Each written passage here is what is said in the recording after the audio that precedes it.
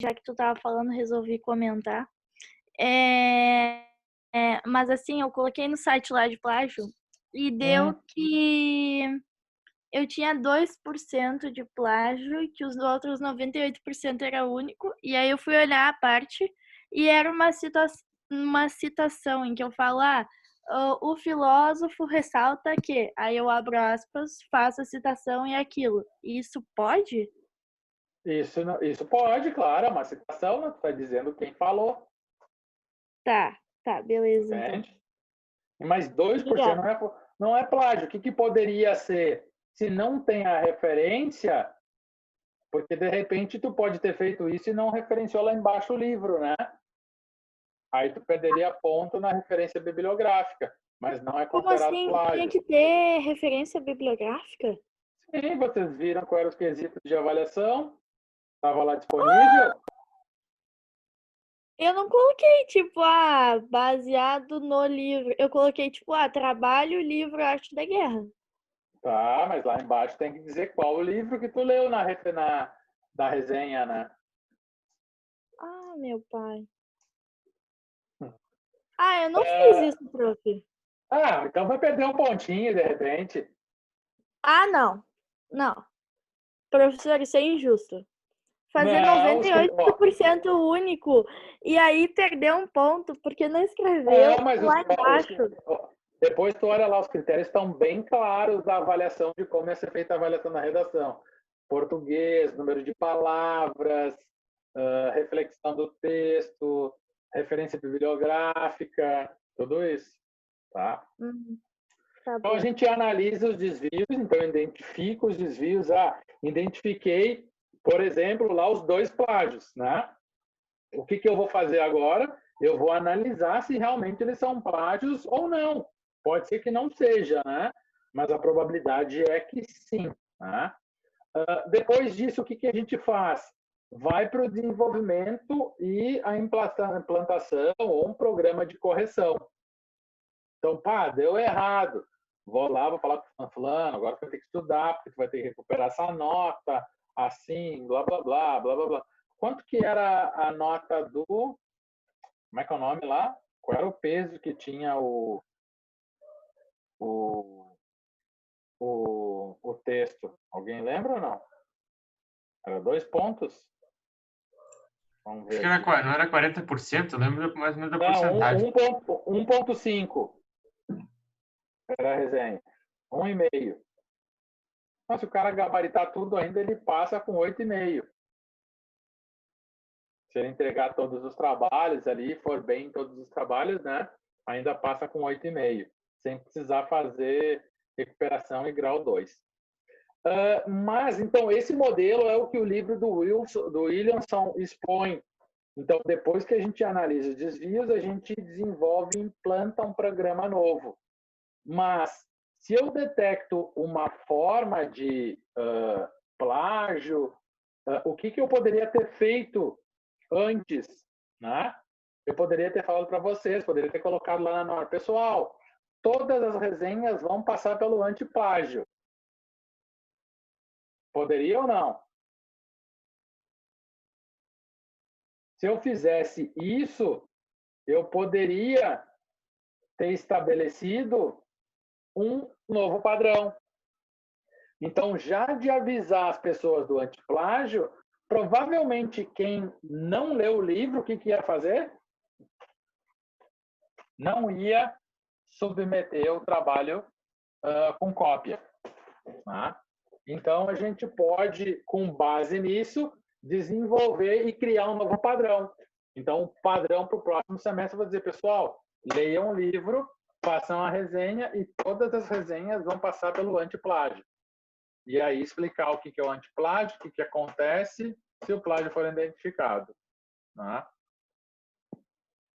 Então, no processo de controle, ele serve para isso, para a gente também poder estabelecer novos padrões. Né? Então, o que são os padrões? É uma base que vai servir para comparação, ou seja, a nota 7 é um padrão estabelecido pela PUC. Então, a gente consegue medir ali, né, o desempenho, se ele é satisfatório ou insatisfatório. Ou seja, o aluno tem que ter um aproveitamento de 70% das atividades avaliativas. Tá? Então, ele vai fixar uma meta que as pessoas vão ter que se esforçar para atingir. Eles vão permitir o cumprimento dessas metas, então eu vou ter que me esforçar, ter um esforço maior para atingir esses padrões. A gente também tem agências reguladoras que podem ser tanto privadas ou governamentais, que também cobram esses padrões, ou seja, a Agência Nacional de Telecomunicação, a Agência Nacional de Transporte Terrestre, a Agência Nacional de Transporte Marítimo, a Agência Nacional de Transportes Aéreos. Então, a gente tem várias agências reguladoras que o governo acabou criando, porque ele privatizou alguns setores estratégicos, né? E aí ele acaba criando essas agências para fiscalizar se as empresas estão operando dentro dos contratos estabelecidos. Tá? Então, a gente pode também estabelecer controles através de auditorias internas. Eu, quando trabalhei como supervisor de loja, eu fazia controle, auditoria de caixa. Então, eu chegava numa unidade, né? E aí eu chegava lá e disse, hoje eu vou fazer auditoria nos caixas. Então, eu contava os caixas e toda operadora de caixa, né, ela tem um fundo fixo, que é um dinheiro para ela trabalhar com troco. Né? Então, o cliente dá 50, a conta foi 40, ela tem que ter um fundo fixo para poder trabalhar com esse troco. E aí, uma vez, então, o fundo fixo ele é um dinheiro da empresa, não é um dinheiro do funcionário. Né? Então, o funcionário não pode pegar aquele dinheiro. E aí, uma vez eu fiz a contagem de fundo fixo em uma loja, e aí eu contei o fundo fixo e falei para a menina, tá faltando R$5. E aí a menina disse para mim assim, tá faltando R$5 porque eu peguei para fazer o meu lanche.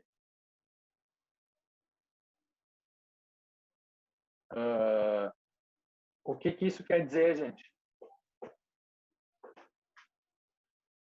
De uma certa forma, ela subtraiu o dinheiro da empresa sem permissão.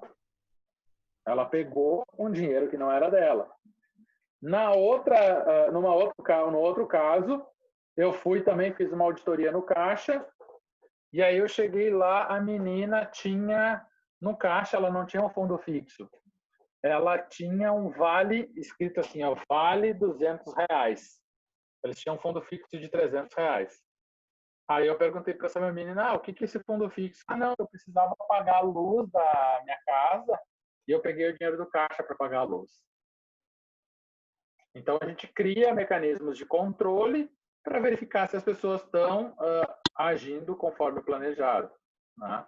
E aí, claro, quando a gente foge dos planos e da política da empresa, a gente acaba infringindo as normas. Né? Então, a gente também pode padrões, a gente pode fazer com que fornecedores criem padrões ou sigam padrões estabelecidos pela empresa, forma de entrega, de embalagem, para o trabalho funcionar mais fácil. Como é que a gente pode obter padrões de excelência, né? Ou controles de excelência? Isso pode funcionar através do que a gente chama de benchmarking. Então, benchmarking eu vou utilizar de boas práticas de outras empresas. Quase nunca são empresas do mesmo setor. Então, por exemplo, o Zafari não vai ensinar um nacional a fazer as boas práticas que o Zafari faz, porque eles são concorrentes diretos, então eles estão competindo. Né? Mas o Zafari pode trocar boas práticas com empresas de outros setores para tentar melhorar os seus controles, as suas formas de mensurar todo o processo. Tá? Então, a gente já tinha falado anteriormente que a gente tem mecanismos de controle. Dentro desses mecanismos de controle, a gente tem o controle que é chamado de feedback, né? Então, que é um mecanismo que a gente coleta informações sobre as deficiências e aí, após ter ocorrido. Então, foi todo mundo mal na prova, né? E aí eu venho aqui e converso com os alunos. E aí, pessoal, por que todo mundo foi mal na prova? Ah, professor, a gente tinha outro trabalho para fazer, que era mais importante, tinha um peso maior, a gente estava mal e a gente acabou não estudando para esse trabalho. Ah, agora eu entendi porque as pessoas tiveram um desempenho ruim. Ou eu posso receber um feedback, ah, professor, o que acontece é que a gente não entendeu o conteúdo. Então, por isso que a gente foi mal. Né? Então, a gente só vai perceber depois que o fato acontece. A gente tem o controle simultâneo, né? Que a gente utiliza lá informações e medidas, como elas são fornecidas em tempo real, e a gente vai eliminando e diminuindo o intervalo lá entre o feedback e o desempenho. Então, um pouquinho mais adiante, eu vou mostrar para vocês como acontece o controle simultâneo, tá? E como ele está sendo utilizado atualmente, tá? Depois a gente tem o controle de feed-forward, né? Que ele é um mecanismo para coleta de informações sobre deficiência e desempenho antes mesmo deles terem ocorrido. Então, vamos pensar o seguinte, ó. Inclusive, tem um aluno do programa de mestrado e doutorado da PUC que ele está estudando capacidades de resiliência. Né? Então, resiliência é a pessoa, mesmo apanhando, ela vai lá e é resistente. Né? E ele está estudando o mecanismo de resiliência. Então, o mecanismo de resiliência eles estão com um projeto junto com a Petrobras para evitar grandes desastres. Então, eles têm controles para que o desastre não ocorra. Então, eles têm treinamento, checagem. Então, antes mesmo das pessoas começarem a trabalhar nessas plataformas e, como é que eles chamam? Ambientes sociotécnicos complexos. Uma plataforma, uma refinaria, coisas desse tipo. Antes mesmo de começar a trabalhar, as pessoas já são treinadas todos os dias para que não ocorra problemas. Né? Então, o controle ele é feito previamente. Vou dar um exemplo de controle de feed-forward. Se a pessoa vai visitar um presídio, então, os guardas estão lá para fazer o controle antes que um problema aconteça, que um motim ou que alguém leve uma arma para dentro da cadeia. Por exemplo, num banco, a porta giratória é um mecanismo de controle de feed-forward. Ela serve para prevenir o assalto. Então, ela é uma prevenção, é um controle anterior ao fato propriamente dito ocorrer. Né? Então, o feed-forward eu faço antes do fato ocorrer, o controle simultâneo eu vou regulando, né, naquele tempo, e o de feedback eu vou depois do fato propriamente dito. Tá? Então, nem sempre é possível controlar, porque às vezes o controle tem um custo muito alto. Tá? Então, a forma que eu vou implementar para que isso aconteça, às vezes eu não tenho informação, eu não sei do fato, e isso pode impactar. Um exemplo que a gente está tendo aqui de controle simultâneo é a prevenção e controle de infecções, chamado PCI, né, para o novo coronavírus. Então, o governo do estado do Rio Grande do Sul criou um modelo de distanciamento controlado. Né?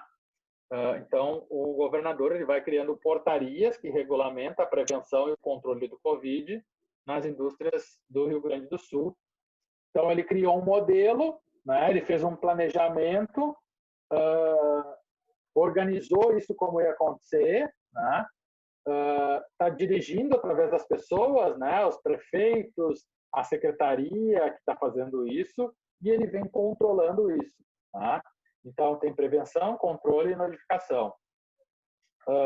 Então, vou mostrar para vocês, para quem não conhecia, vou apresentar, mas para quem conhecia já fica mais uma vez. Então, a gente tem... opa! Deixa eu aqui... aqui. Opa, voltar aqui. Deixa eu abrir aqui.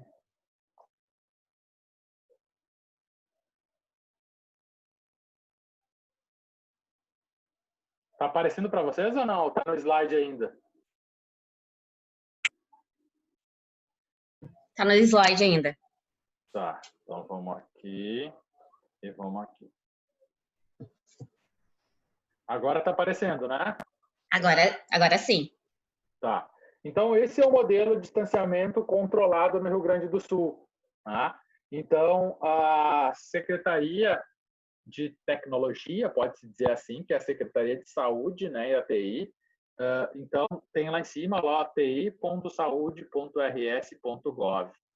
Então, aqui eles criaram uma forma de monitoramento. Então, no planejamento, entrou essas questões aqui.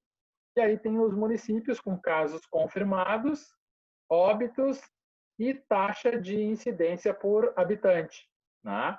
Então, a gente tem a quantidade estimada lá de recuperação, de óbito e de recuperados de pacientes.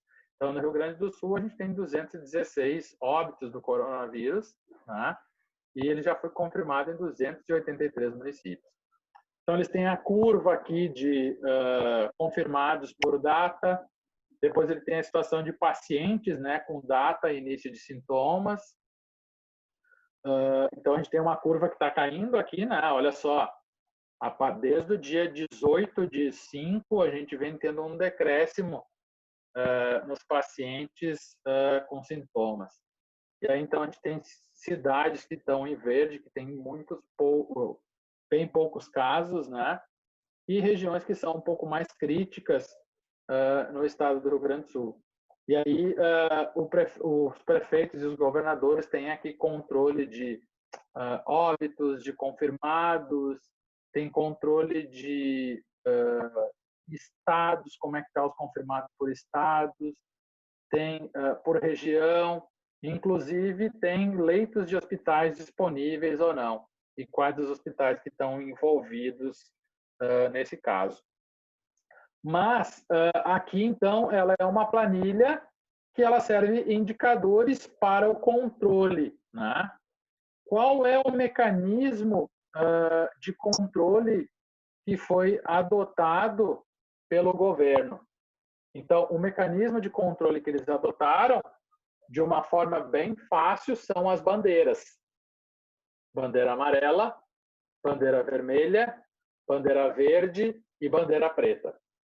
Então, essas 4 bandeiras, elas dizem como a cidade está indo ou não.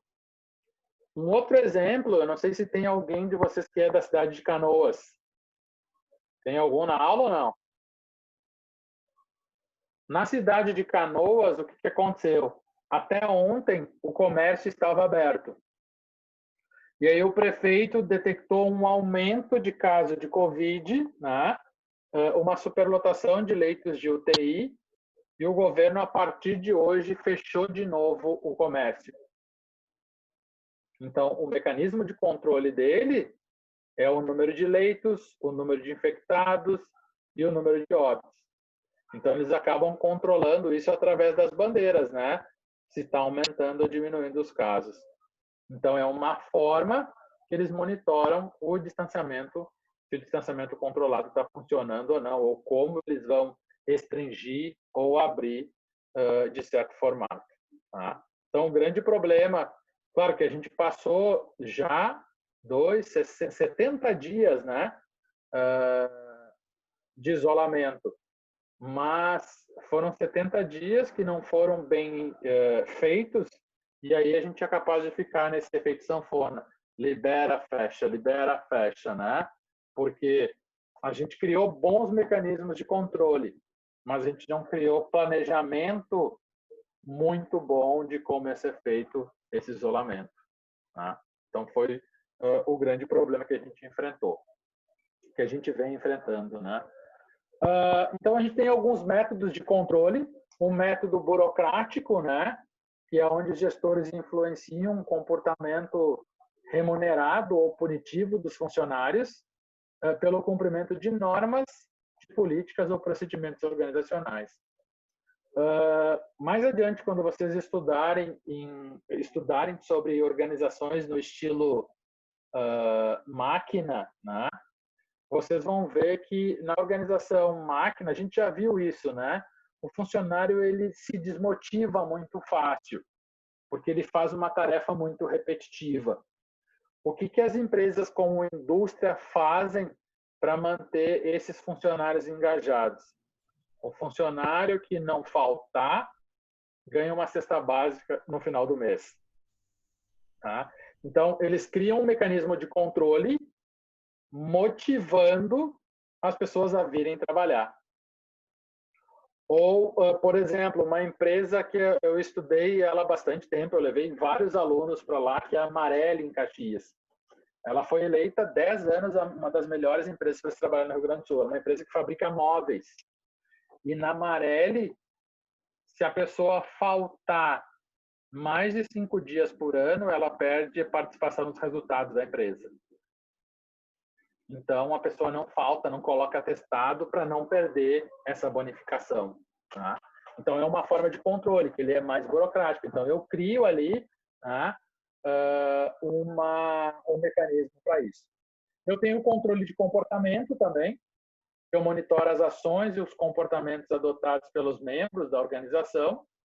E uma forma de controlar isso é nas redes sociais. Não sei se vocês viram isso há uns 2 anos. Teve um cara, não me lembro o que esse cara fez, mas ele foi num carnaval e botou... ele fez um post nas redes sociais, sei lá, que ia roubar alguma coisa, que ia fazer não sei o quê. E esse cara ele é um executivo de uma empresa e ele foi demitido. Deixa eu até ver se eu acho aqui, se eu acho isso. Então, as empresas também podem fazer esse monitoramento, né? Funcionário demitido por post no Facebook. Vamos ver se eu me lembro aqui direitinho do caso para passar para vocês.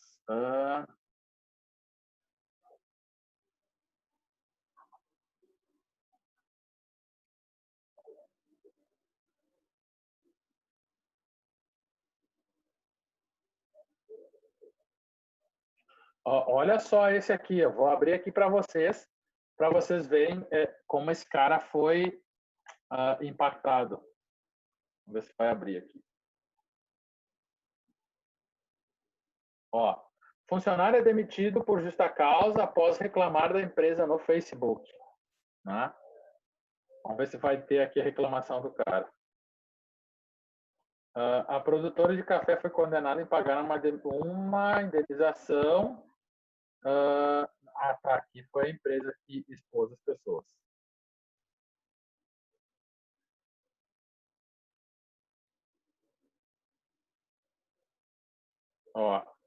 Então, o cara falou mal nas redes sociais da empresa e ele foi demitido. Então, é uma forma de controle também comportamental, né? Porque lembra que a gente já falou isso mais adiante? Eu contrato a pessoa pela competência técnica e acabo demitindo ela pelo comportamento. Controle normativo, tá? Moldar normas e crenças dos colaboradores da organização. Então, as empresas adotam lá um controle normativo, elas têm de ser mais cautelosas quando contratam as pessoas, porque a empresa lá tem valores e crenças. E aí, com base nos valores e nas crenças, elas começam a contratar os colaboradores para que a pessoa não saia daquele estilo que a organização acaba adotando. Né? Então, uma forma de não demitir a pessoa pelo comportamento é quando tu adota um controle mais normativo. A gente tem controle de produção também. Né?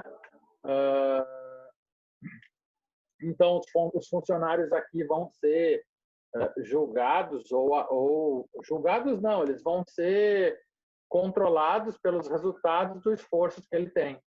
Então, geralmente, a gente remunera a pessoa com base nisso.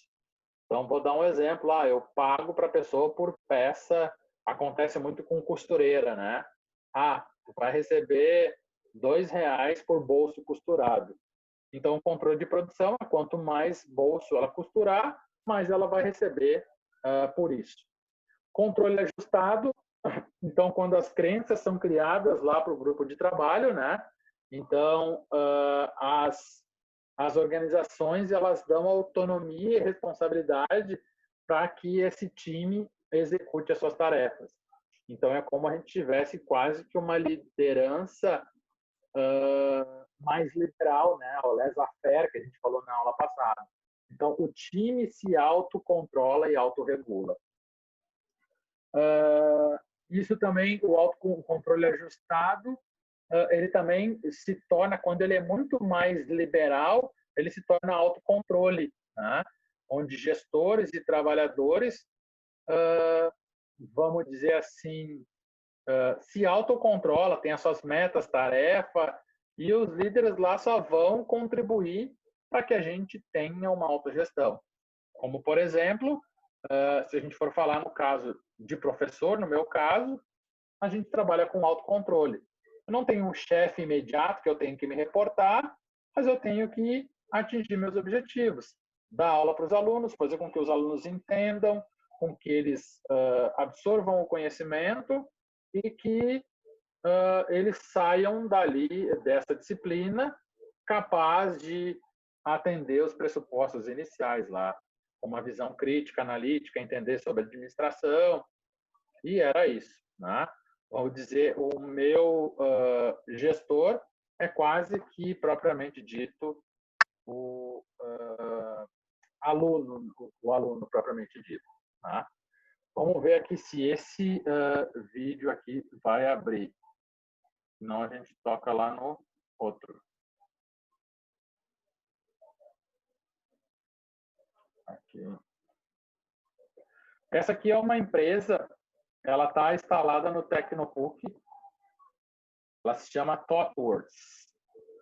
Então, a ThoughtWorks é uma empresa de base tecnológica, né? E a ThoughtWorks, ela trabalha com times autônomos. E aí ele facilita o entendimento, o processo e a autogestão da equipe propriamente dita. Vamos lá, aqui.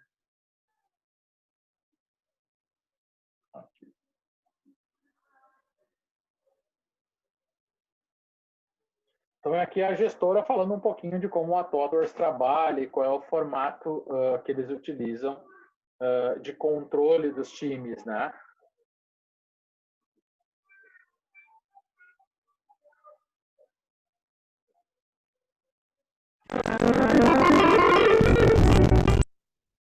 Esperar carregar um pouquinho aqui para não enrolar. Vamos lá.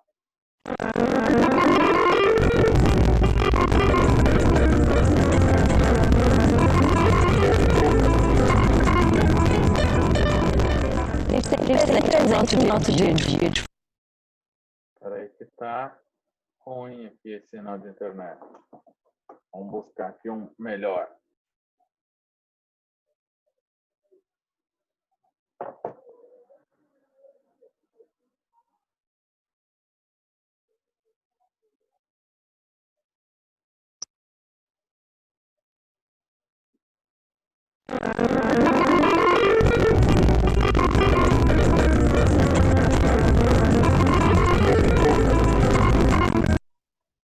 Tá ruim aqui, hein?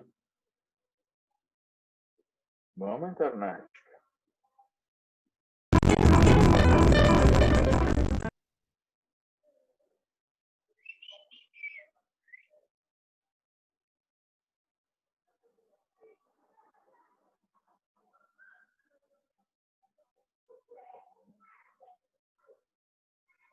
Você vai.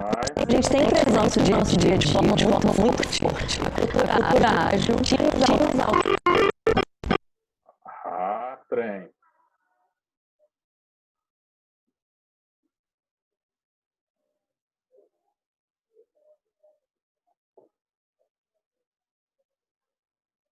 fazer aqui. Olha, agora vai.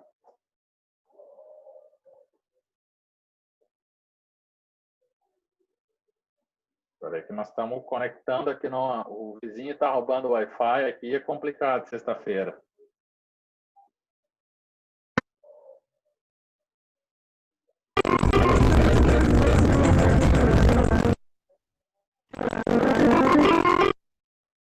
Oh, que ruim. Será que é o vídeo que está com problema? Vamos dar aqui um refresh no YouTube.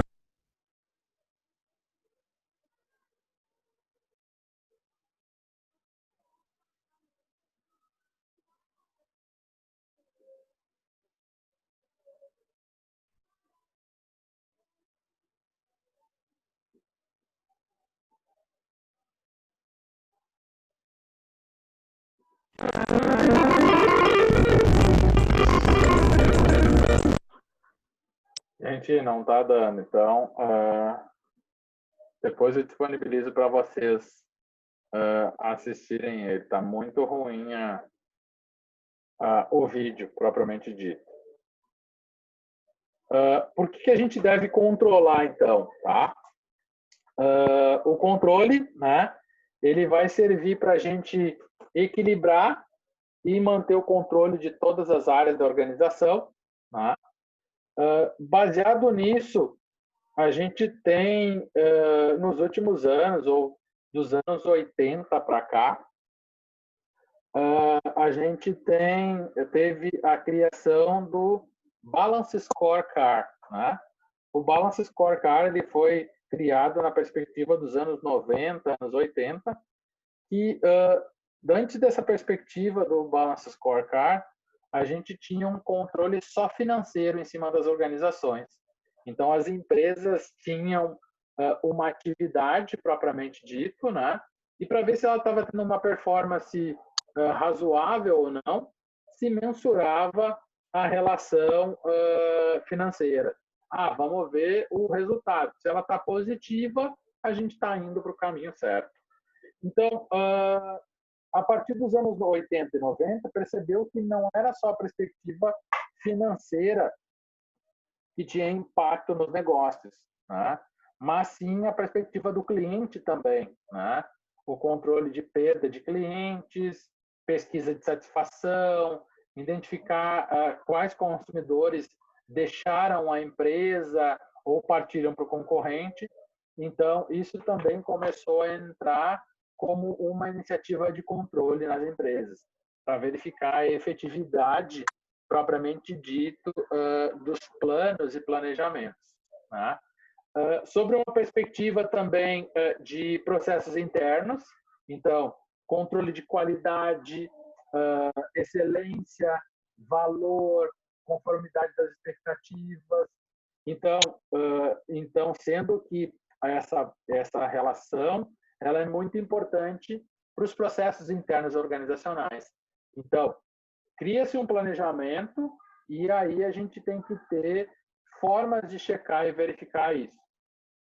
Então, a empresa quer crescer 5%, beleza, mas eu não posso crescer sem ter qualidade nos processos internos. Porque, geralmente, quando as empresas crescem, elas perdem eficiência. Então, o Balance Scorecard permite a gente criar monitoramento para essas ações. Tá? Outra perspectiva que surgiu também nessa época é a perspectiva de inovação. Então, a empresa deve seguir lá e se aperfeiçoar criando sempre valor. Geralmente, trabalhando com novos processos internos, gerando novos produtos e serviços a partir do planejamento. Né? Então, eu tenho que ter mecanismos de controle para verificar isso. Então, em termos de controle, o que é importante para a gente entender é os métodos que a gente tem de controle, ou seja, os mecanismos, para que forma eles servem, né? E como eles podem ser aplicados nas organizações. Então, o controle não é nada mais do que uma checagem para verificar se o planejamento está ocorrendo. Então, o objetivo, lembra quando a gente faz o controle, o planejamento, a gente depois gera planos de ações, né? Como vai ser feito cada coisa. Então, o controle vai analisar se aquilo vem ocorrendo conforme o planejado. Então, se eu consigo manter o padrão estabelecido. Então, é essa lógica que o gestor deve ter, né? Planeja, organiza como vai ser feito, dirige as pessoas e controla para ver se os planos estão sendo seguidos. Caso os planos não estejam sendo seguidos, a gente reconfigura o planejamento, né?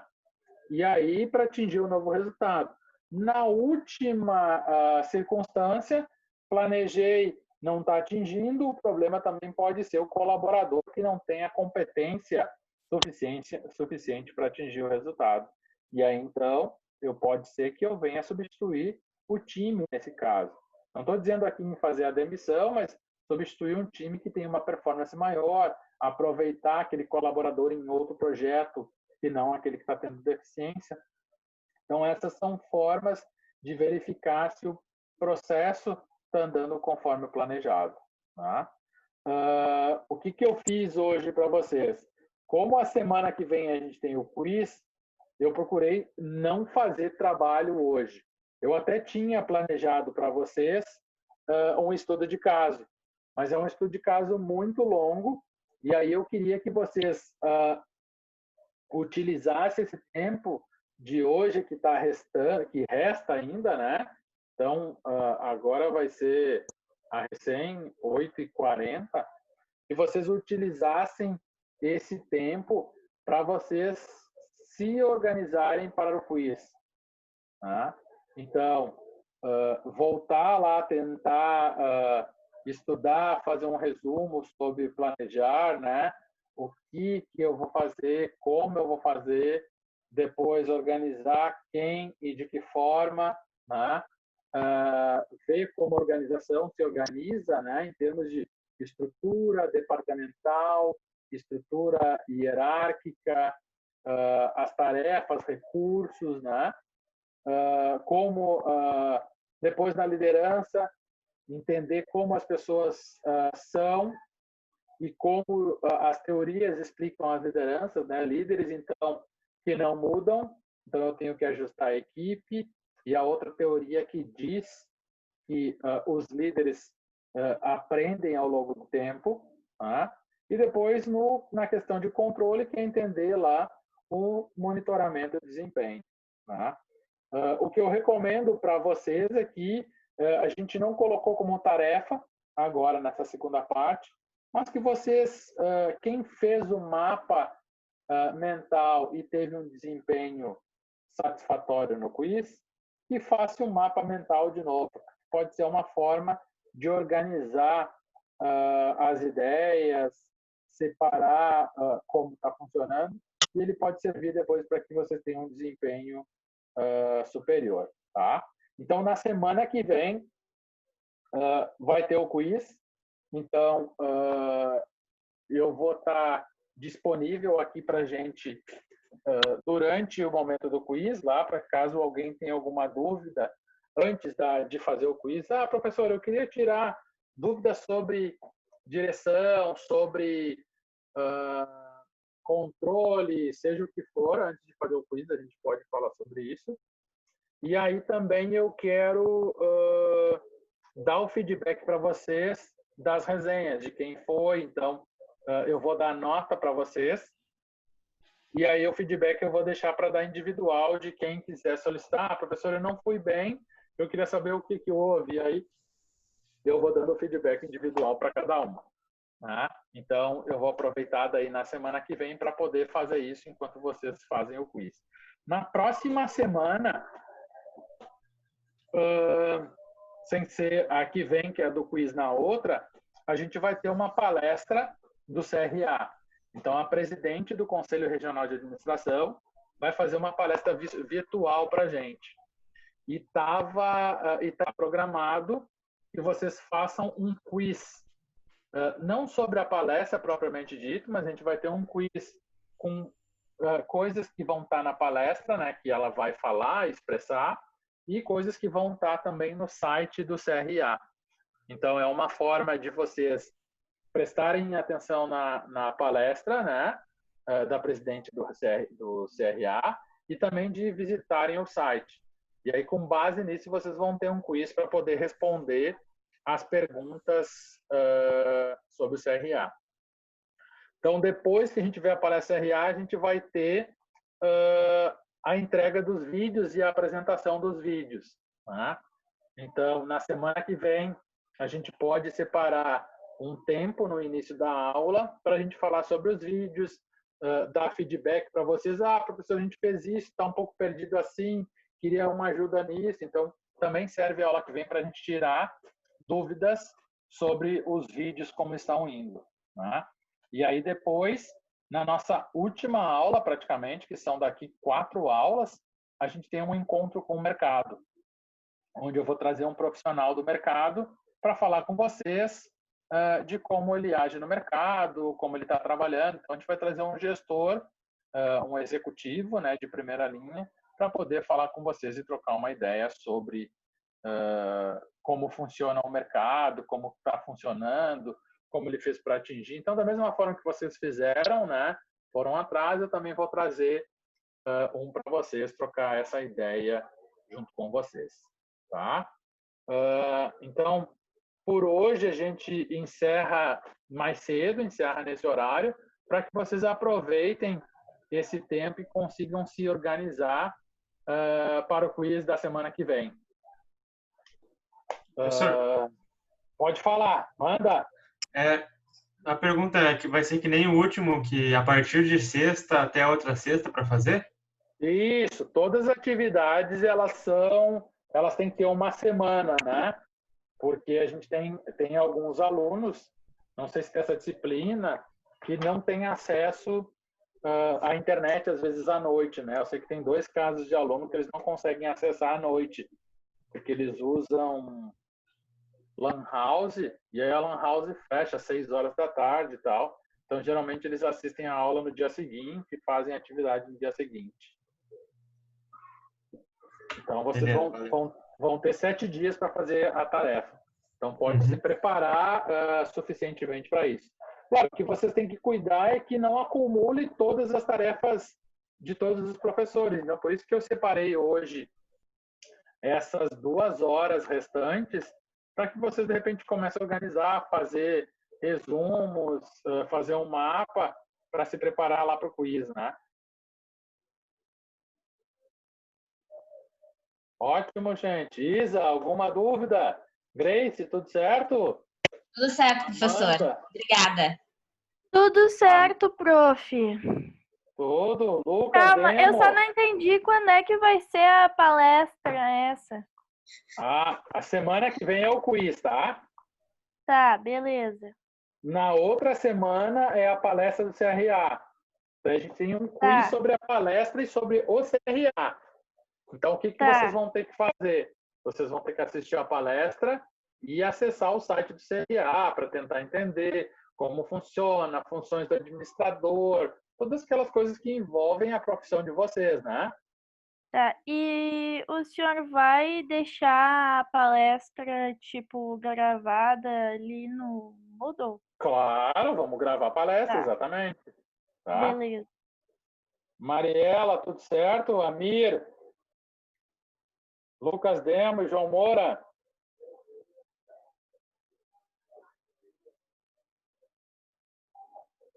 Fale seu cálice para sempre.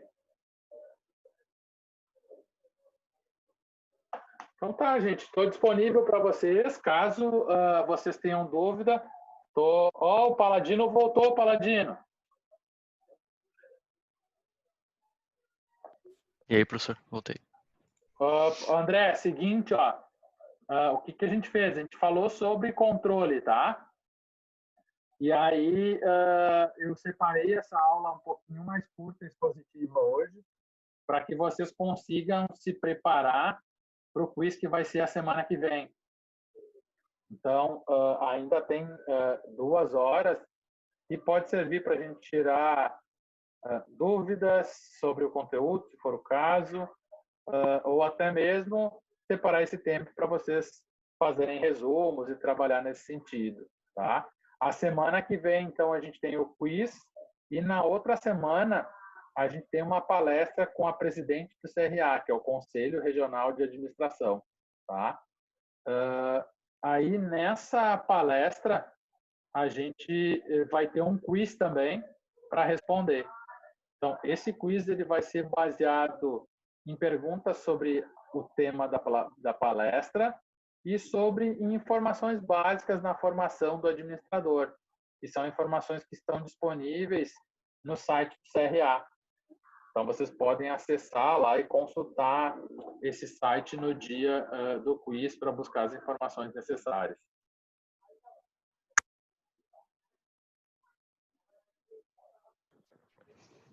Beleza.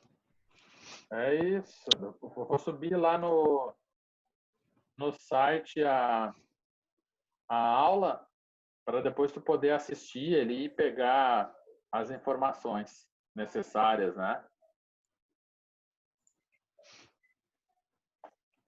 Vou assistir sim. Deixa eu ver aqui. Peraí, que teve gente que mandou perguntas. Vamos ver aqui. Tudo certo aqui. Vai ter 2 palestras, então. Vai ter 2, João. Tem a do presidente do CRA e a do executivo que a gente vai trazer para conversar com vocês.